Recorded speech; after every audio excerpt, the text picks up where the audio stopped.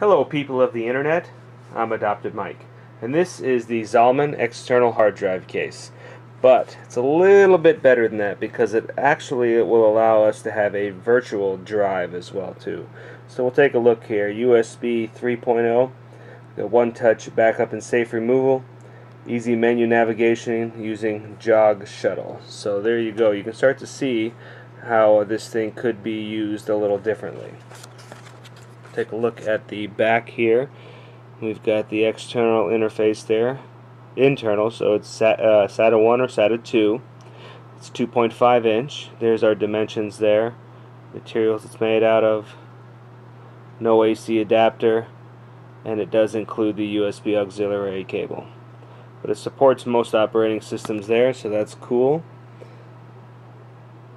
So, here's where we get into the cool stuff. We got a virtual optical disk drive, so that's awesome. That's actually why I bought this, mostly, is for that virtual optical disk drive, which I think is going to be really awesome. So anyway, let's get inside the box here. Oh, let's see, anything else on the side over here? Oh, that's in multi-language. There we go. Nothing else really going on there. So anyway, let's take a look at what's inside the box.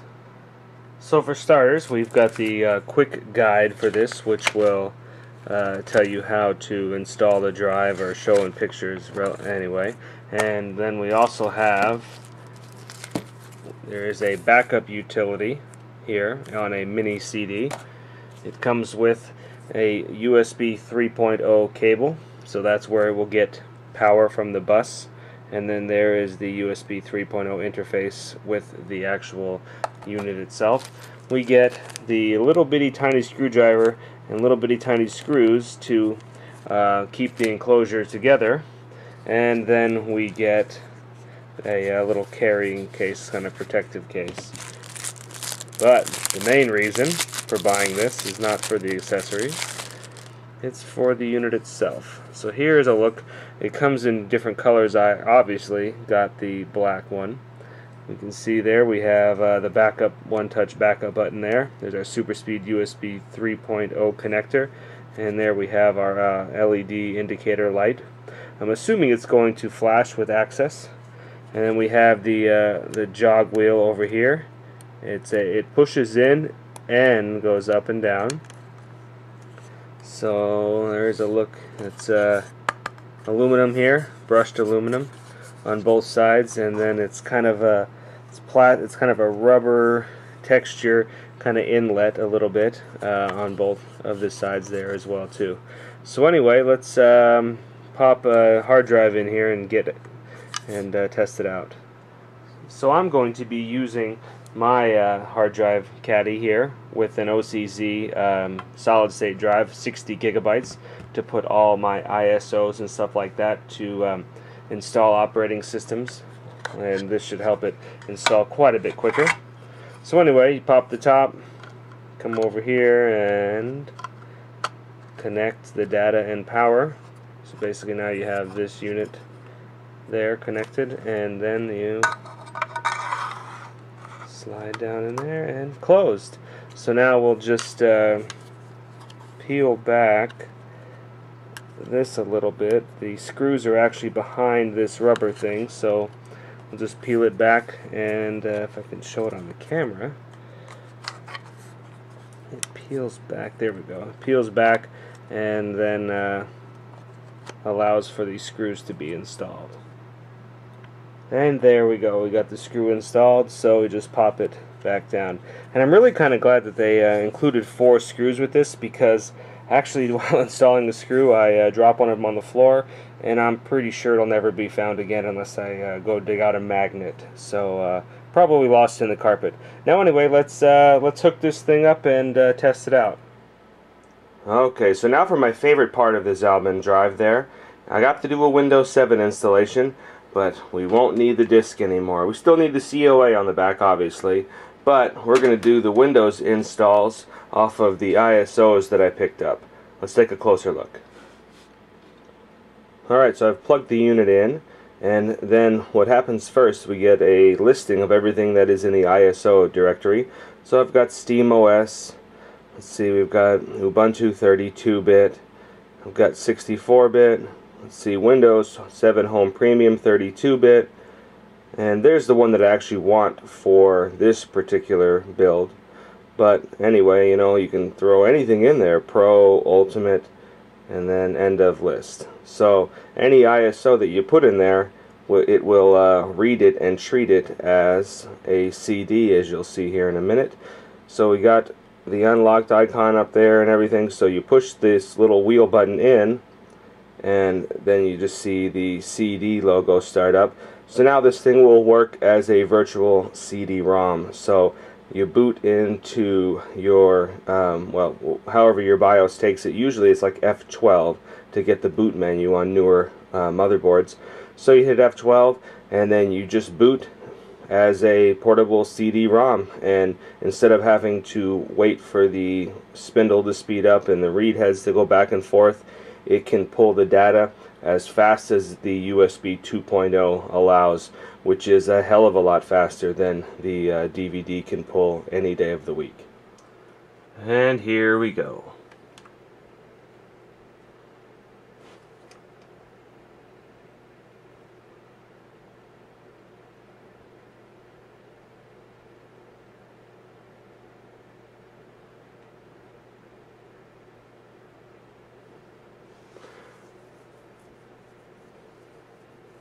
So that was entirely done in real time there. So anybody that's ever, you know, tried to install Windows 7 off of the DVD itself, you notice it definitely takes longer than this to get it up and going.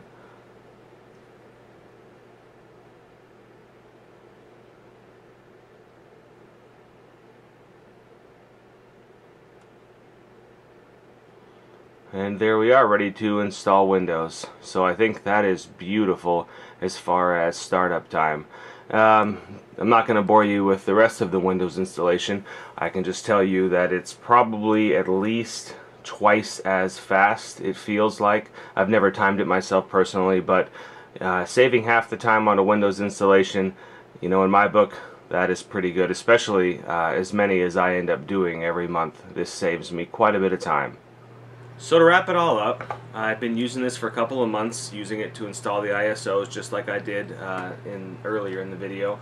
And I worked on almost all the computers, really old ones with like USB 1.1 support, or some of the earlier USB 2.0 motherboards. They didn't quite work well booting off of a USB drive, whether it be a USB drive or virtual CD-ROM drive like I used.